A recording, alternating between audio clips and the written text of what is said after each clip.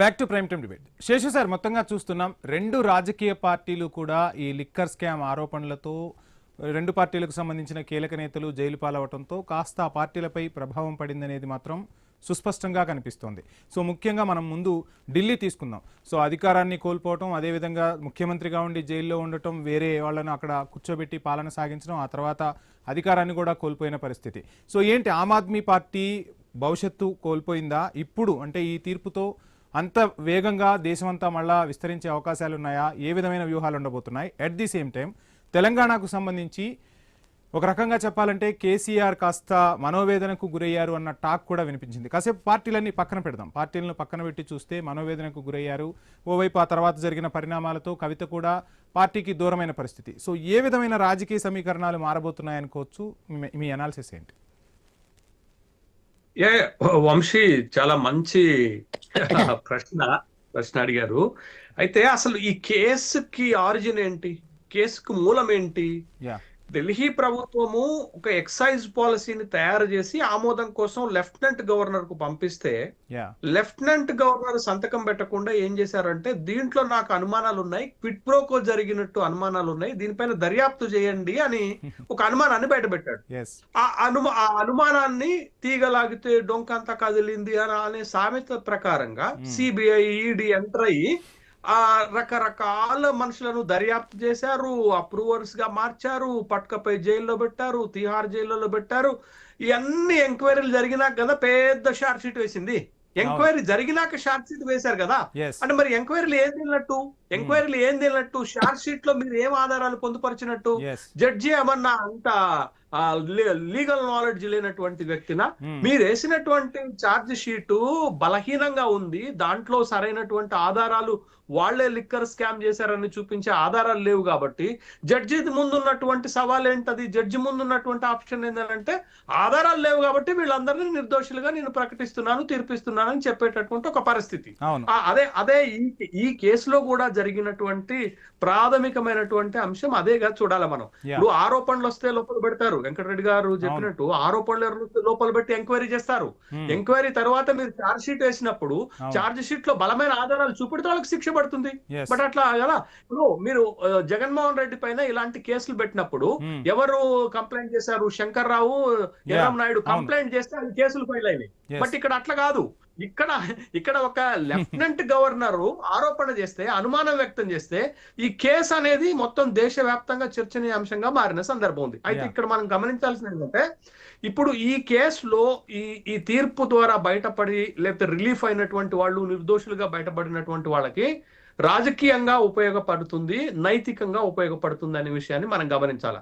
ఈ రాజకీయం ఎంత భయంకరంగా ఉంటుందో ఒక మాట చెప్తాను వంశీ. నేను మీరు ప్రశ్నలోనే అడిగారు కాబట్టి, ఇప్పుడు కేజ్రీవాల్ శీష్ మహల్ కట్టుకుంటే ఎలక్షన్ లో అదో పెద్ద క్యాంపెయిన్ చేసిండు ఈ దేశ ప్రధానమంత్రి. శీష్ మహల్ కట్టుకుంటాడా, అద్దాల మేడ కట్టుకుంటాడా, అద్దాల మేడలో ఉంటాడా ఒక ముఖ్యమంత్రి?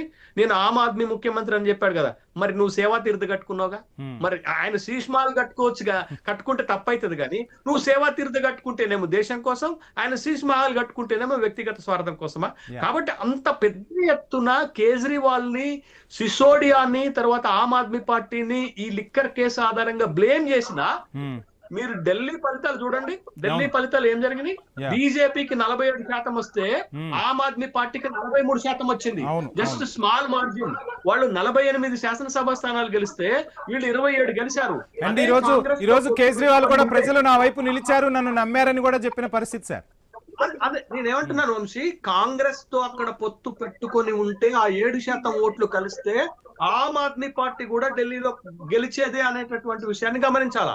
బట్ ఆ స్థాయిలో మనం నెగిటివ్ ప్రచారం చేసిన కేజ్రీవాల్ నిలబడ్డాడు. సొంతంగా కేజ్రీవాల్ ఓడిపోవచ్చు దక్షిణ ఢిల్లీ నియోజకవర్గం నుంచి, కానీ నిలబడ్డాడు.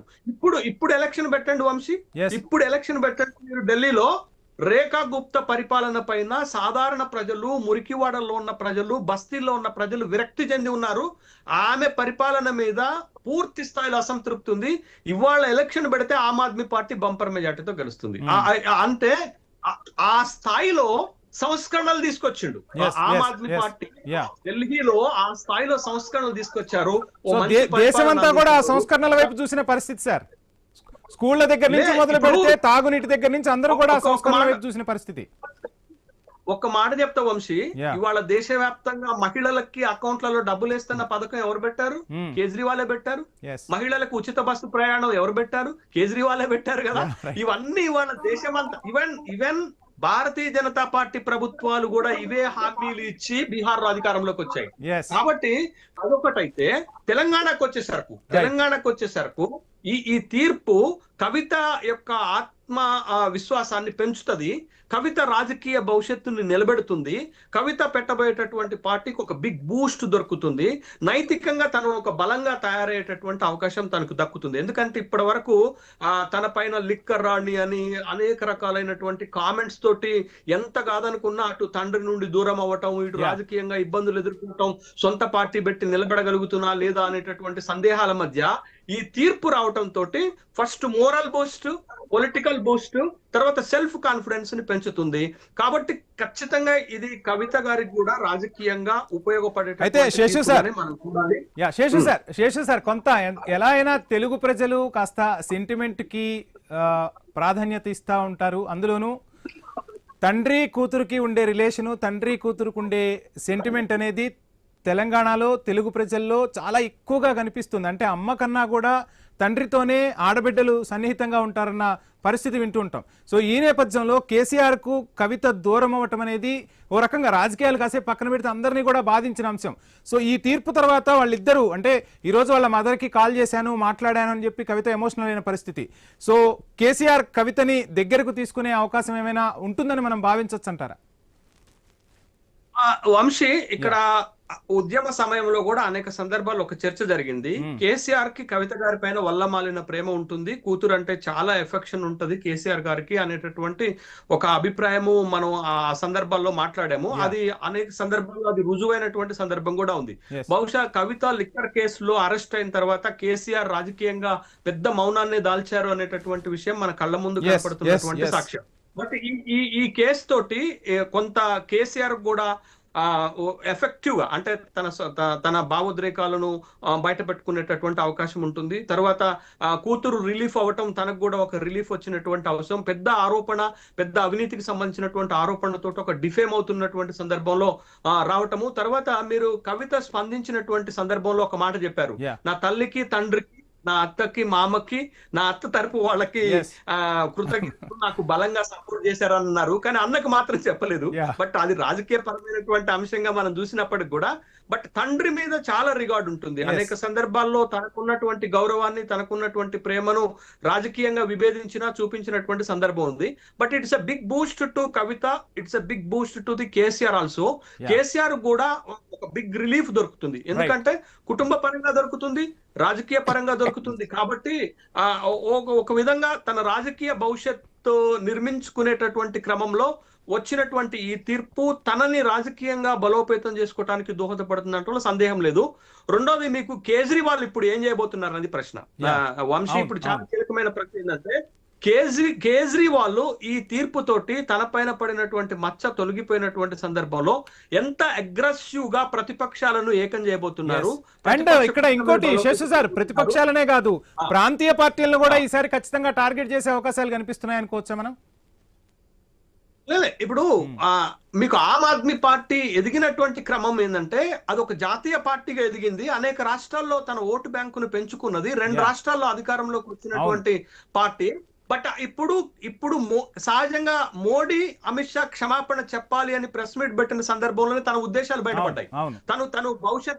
తన భవిష్యత్తులో ఏ అడుగు వేయబోతున్నానో స్పష్టంగా ఆ ప్రెస్ మీట్ లోనే చెప్పారు. వాళ్ళిద్దరూ నాకు క్షమాపణ చెప్పాలని మొదలు పెట్టారు. అక్కడి నుంచి మొదలైనటువంటి తన ప్రయాణం ఖచ్చితంగా భారతీయ జనతా పార్టీకి వ్యతిరేకంగా ఒక రాజకీయ శక్తులను ఏకం చేయటమా, లేకపోతే అనేక రాష్ట్రాల్లో ఇబ్బంది పెట్టే విధంగా భారతీయ జనతా పార్టీని ఇబ్బంది పెట్టే విధంగా ఎదగటమా? ఇప్పుడు వాళ్ళ టార్గెట్ ఒకటి ఉంటుంది వంశీ. టార్గెట్ ఏంటంటే గుజరాత్ కి ఎన్నికలు రాబోతున్నాయి. గుజరాత్ ఎన్నికల్లో గత ఎన్నికల్లో 11% ఓటు రావటమే కాదు 5 శాసనసభ స్థానాలు గెలిచారు. తర్వాత ఇటీవల ఉప ఎన్నిక జరిగితే, వంశీ నేను చెప్తున్నమాట కరెక్ట్ గా చూడండి, ఇటీవల ఉప ఎన్నిక జరిగితే గుజరాత్ లో తన సొంత స్థానాన్ని మళ్ళా ఆమ్ ఆద్మీ పార్టీ నిలబెట్టుకుంది. కాబట్టి గుజరాత్ నుండి మళ్ళా తన రాజకీయ ప్రయోగాలను ప్రారంభిస్తారు. అది బీజేపీకి వ్యతిరేకంగా ప్రారంభించడానికి ఎక్కువ అవకాశాలు మనకి స్పష్టంగా కనబడుతున్నాయి. Right sir.